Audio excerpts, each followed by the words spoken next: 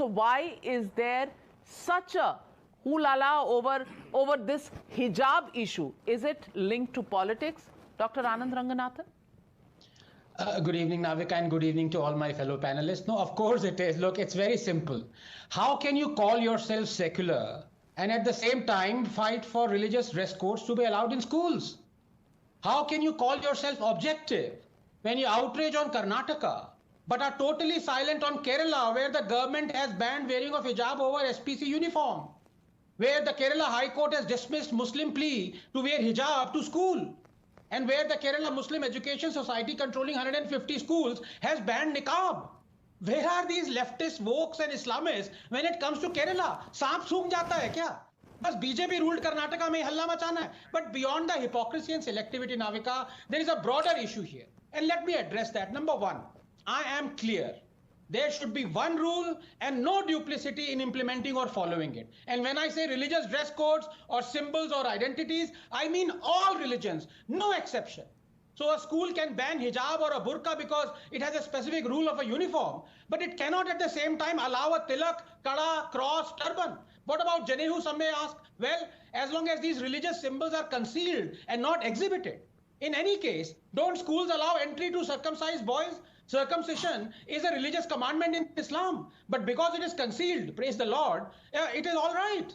Number two, there is a legitimate concern of security because a burqa covers the face. So in this context, a hijab and full body covering can be allowed. Navika, whether you think it is misogynistic or regressive or a symbol of subjugation, Islam is very clear on how a woman should dress. Quote, and tell the believing women to reduce their vision and guard their private parts and to wrap their head covers over their chests and not expose their adornment except to their husbands, fathers, or males having no physical desire. 24:31. Al-ayuha al-nabiyu kul liyaz wajika waba natika vanisa al-muminina. Quote, O Prophet, tell your wives and your daughters and the women of the believers to bring down over themselves part of their outer garments that is more suitable, that they will be known and not be abused. 33:59. So every true Muslim woman has to adhere to these dress codes of a burqa or a hijab if she believes in the commandments of Allah. And if a school allows for dress codes of identities of other religions, then it has to allow for Islam. As I said, no discrimination. But Navika, by allowing religious dress codes, symbols, identities into educational institutions, we are on the road, sadly, to normalizing unjust, draconian, misogynistic, sexist, supremacist religious orders and commandments. Where would this end? Just 10 seconds, Navika. I ask two simple questions. A, what if tomorrow a Jain student demands he be allowed entry without clothes because it fulfills the most beautiful of his philosophical commandments? And B, what if tomorrow some religious or its god or religion orders women to be shackled in ball and chain at all times? Would you demand that the school allow the rights, the girls to rattle and drag themselves in? Just answer these two questions. No, very quickly to my dear friend, Mr. Aslam, I hope you won't interrupt me. Just 2 points. Number one, he's factually wrong. The tricolor was not removed to put the Bhagwa flag. That's fact number one. And number two, Mr. Aslam is a lawyer. I am not, but I'm sure he has read the 2016 Kerala High Court judgment where a Muslim plea was dismissed by the High Court. The plea said I should be allowed to wear a hijab and full body covering to school. The High Court said, no, your rights do not supersede the rights of the school to prescribe a uniform. I want to ask you, what do you make of all this? This business of turning a hijab into a hatyar or a weapon, this endeavor of,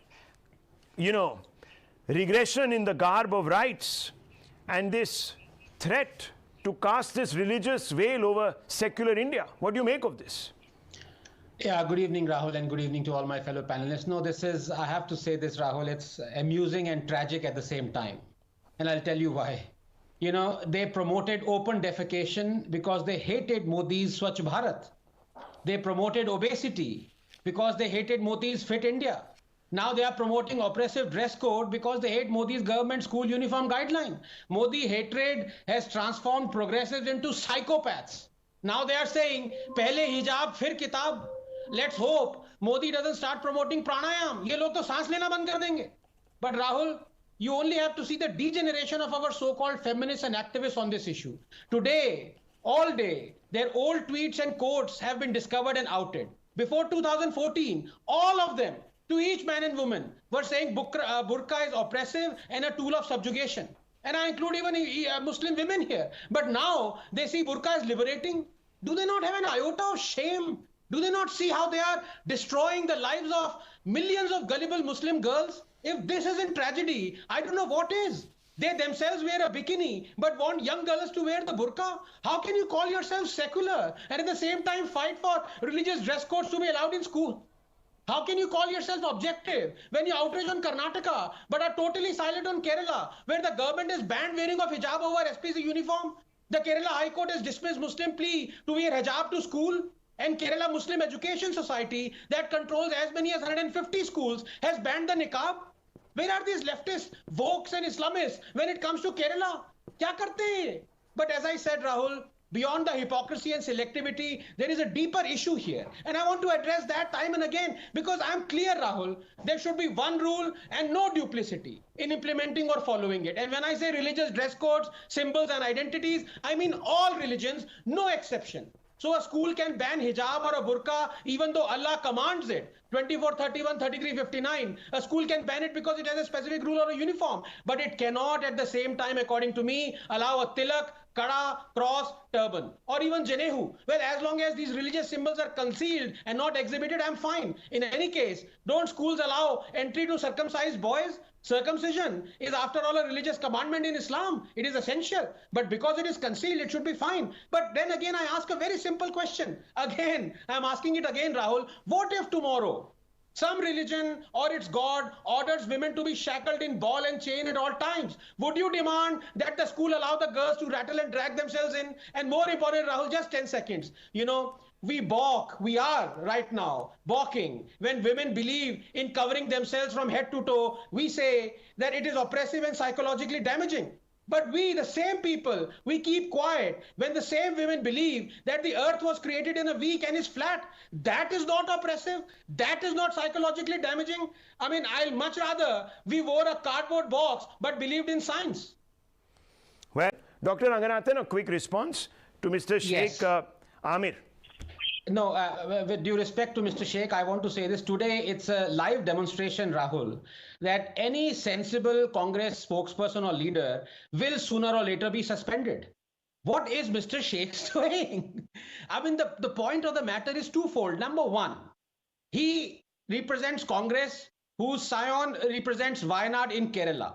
Show me one tweet or one outrage of Rahul Gandhi in the 3 instances in Kerala where the Kerala government has banned the hijab over SPC uniform, where the Kerala Muslim Education Society and 150 schools have banned the niqab, where the Kerala High Court has banned using hijab for school uniforms. Where is the outrage there? And when he's saying that it is a constitutional right, I'm sorry. Please go ahead. You are a lawyer, sir. Read the 2016 High Court, Kerala High Court judgment that banned hijab from school uniform. It says your right does not supersede the right of the school to prescribe a uniform. आप lawyer हैं या क्या है मेरी समझ में नहीं आ रहा, लेकिन जो भी हैं आप कभी कांग्रेस से सस्पेंड नहीं होंगे, क्योंकि जो सेंसिबल कांग्रेसीज होते हैं वो ही सस्पेंड होते हैं. जी. Okay, look, let me, you left him completely dumbstruck. Now, you know, I want to ask you, Dr. Ranganathan, you talked about how Rahul Gandhi has never tweeted his outrage. One second. He's from Wayanad. He's never tweeted his outrage against certain practices. Now, I remember there is a controversial BJP politician who was beheaded. Can I ask you a small question, Dr. Ranganathan? What in Islam is the punishment for blasphemy? Because if it is about putting religion first and giving people the right to exercise their fundamental rights that are promised to them because of their religion, then we should also be according them the right to invoke justice as they please. After all, why not? So, Dr. Ranganathan, what is the position in Islam on blasphemy? Yeah, it's very clear on blasphemy, Rahul. The point is, the Quran does not prescribe a punishment, but Allah does say in 33:57, those who abuse Allah and His Messenger, Allah has cursed them in this world and the hereafter and prepared for them a humiliating punishment.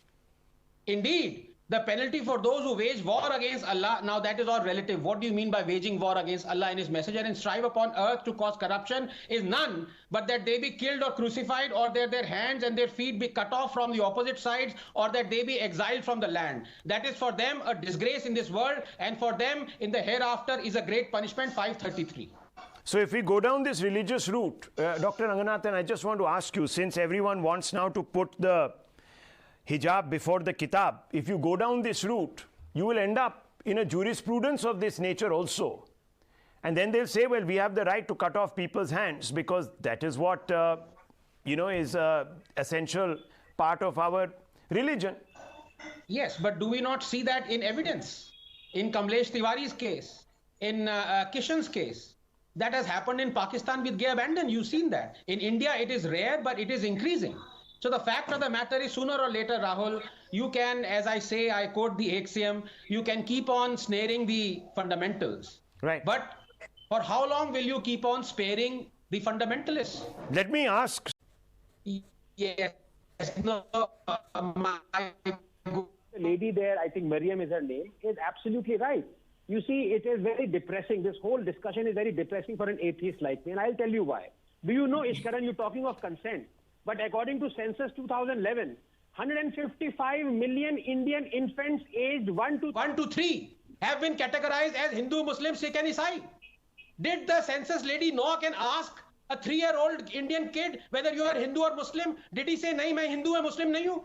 So, when you can categorize children as religious, their parents have the right to, to take their lives towards the religion that is theirs. Secondly, you also know, Ishkaran, that Muslims need not follow the Child Marriage Act, Indian Child Marriage Act. In fact, the Gujarat High Court has adjudicated that an 11-year-old Muslim girl can actually marry.